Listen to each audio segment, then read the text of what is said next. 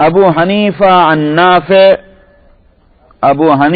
نافع عن ابن عمر، یہ مسئلہ آ رہا ہے اس میں کعبۃ اللہ میں نماز پڑھنے کا، حرم شریف میں نہیں بلکہ کعبے کے اندر۔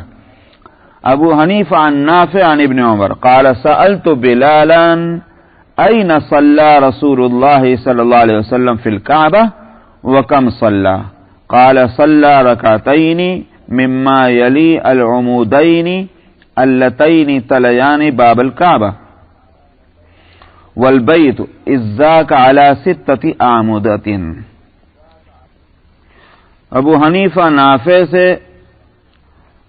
اور وہ ابن عمر رضی اللہ عنہما سے روایت کرتے ہیں، انہوں نے کہا کہ میں نے حضرت بلال سے یہ سوال کیا کہ نبی کریم صلی اللہ علیہ وسلم نے کعبے میں کہاں نماز پڑھی تھی۔ بات یہ تھی کہ جب فتح مکہ ہوا اور نبی کریم صلی اللہ علیہ وسلم حرم شریف میں تشریف لے گئے تو آپ نے کعبۃ اللہ کی چابی مانگی تھی، جو شیبی آج بھی اس خاندان کے اندر چابی ہے، انہی کے پاس وہ تھی، عثمان شیبی کہلاتے ہیں، اس وقت تھے، ان کا نام عثمان تھا۔ تو آپ نے ان کو بلوایا کہ چابی مجھے دو۔ تو ایک زمانہ تو وہ تھا کہ نبی کریم صلی اللہ علیہ وسلم کے حرم میں نماز پڑھنے میں گڑبڑ ہوتی تھی، اور اب یہ ہے کہ انہوں نے چابی مانگی تو کوئی راستہ نہیں تھا، انہوں نے چابی پیش کر دی۔ تو آپ نے باب کعبہ کھولا اور آپ اندر تشریف لے گئے، اور حضرت بلال آپ کے ساتھ تھے، کوئی دوسرا ساتھ نہیں گیا تھا۔ تو حضرت بلال آپ کے ساتھ گئے اور آپ تھوڑی دیر کے بعد وہاں سے تشریف لائے، اور پھر وہ چابی آپ نے حضرت عثمان کو دے دی، اور ان کے بعد فرمایا کہ اب تم سے یہ چابی کوئی لینے والا نہیں ہوگا قیامت تک۔ چنانچہ وہ آج تک انہی کے خاندان میں چلی آتی ہے وہ چابی کعبۃ اللہ کی۔ تو حضرت بلال چونکہ ساتھ تھے تو ابن عمر رضی اللہ عنہما، جن کے بارے میں یہ کہا جاتا ہے کہ یہ عالم بالسنہ، سب سے زیادہ یہ سنتوں کا اہتمام کرنے والے اور ان کا علم رکھنے والے تھے صحابہ میں، تو یہ لگے ہوئے پیچھے۔ تو حضرت بلال جیسے واپس آئے، اندر سے آیا نبی کریم صلی اللہ علیہ وسلم کے ساتھ، تو انہوں نے بلال کو پکڑ لیا رضی اللہ عنہ اور پوچھا کہ نبی کریم صلی اللہ علیہ وسلم نے اندر نماز پڑھی ہوگی؟ کہ ہاں پڑھی۔ کتنی پڑھی اور کہاں پڑھی؟ وہ حضرت بلال سے انہوں نے ابن عمر نے پوچھا۔ تو یہ تمام کتابوں میں یہ روایت ابن عمر کی حضرت بلال سے سوال کرنے کی آ رہی ہے، اس سے زیادہ معتبر کوئی روایت اس تعلق سے ہے بھی نہیں۔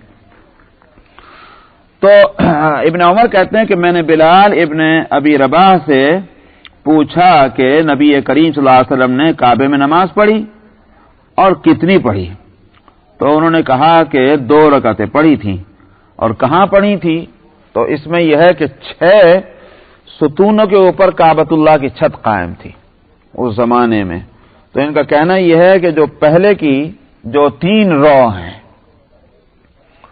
اس میں آپ نے کھڑے ہو کر کے اس طرح کے 2 پلر کو دائیں طرف چھوڑ کر کے اور 1 پلر کو بائیں طرف چھوڑ کر کے آپ نے نماز پڑھی تھی، وہ 2 رکعتیں۔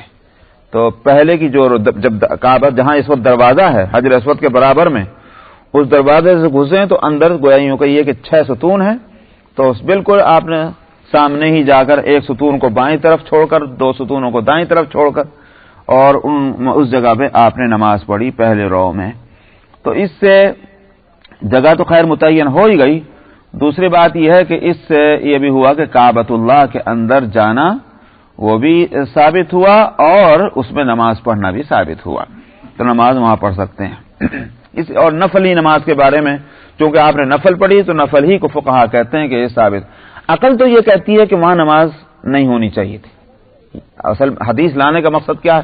عقل یہ کہتی ہے کہ وہاں نماز نہیں ہوتی، کیونکہ کعبۃ اللہ جب قبلہ ہے تو اس کے باہر نماز ہونی چاہیے، کعبۃ اللہ کو قبلہ بنا کر۔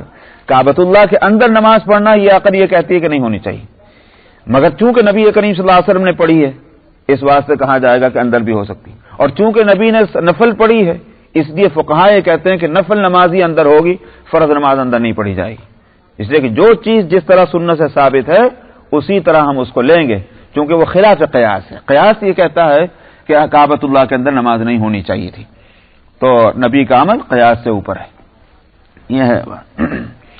ابو حنیفہ عن حماد عن سعید ابن جبیر عن حماد عن سعید ابن جبیر عن ابن عمر ان رجلا سأله عن صلاة النبي صلى الله عليه وسلم في الكعبة يوم دخلها فقال صلى في الكعبة 4 ركعات فقال له أرني المكان الذي صلى فيه فقال فبعث معه ابنه ثم ذهب تحت الأسطوانة بجيال الجزعة. وفي رواية أن ابن عمر قال صلى النبي صلى الله عليه وسلم في الكعبة 4 ركعات قلت له أرني المكان الذي صلى فيه فبعث معي ابنه فأراني الأسطوانة الوسطى تحت الجزعة. ابو حنیفہ حماد سے اور وہ سعید ابن جبیر سے اور وہ عبداللہ ابن عمر رضی اللہ عنہما سے روایت کرتے ہیں کہ ایک شخص نے ابن عمر سے یہ نبی کریم صلی اللہ علیہ وسلم کے نماز کے بارے میں پوچھا کہ جو آپ نے کعبے کے اندر اس دن پڑھی تھی جب آپ فتح مکہ کے دن اس میں داخل ہوئے تھے.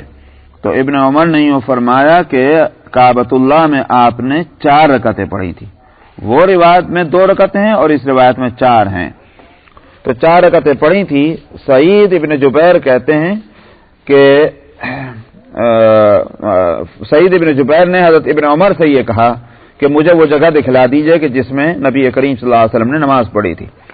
تو سعید کہہ رہے ہیں کہ ابن عمر نے ان کے ساتھ اپنے بیٹے کو بھیجا. نام اس کا علماء نے نکال لیا ہے. یہ ابن عمر کے صاحبزادے ان کا نام ہے سالم. تو سالم کو انہوں نے بھیجا اپنے بیٹے کو. پھر وہ گئے سالم اور وہ کہتے ہیں کہ جو یوں سمجھے کہ آپ نے دیکھا ہوگا بس بھی کہ چھت جو ہے وہ رکھی جاتی ہے, اس کے نیچے ایک شہتیر ہوتے ہیں اور شہتیر جو ہے وہ اس کے نیچے پلر رکھے جاتے ہیں اور شہتیر کے اوپر جو ہے وہ چھت آتی ہے. تو وہ جو شہتیر جو ہے کیا کہیں گے اس کو بیم. تو بیم جو رکھا ہوا تھا وہ بیم تھا کھجور کے تنے کا اور وہ بیم ٹھہرا ہوا تھا پلر کے اوپر لکڑی کے.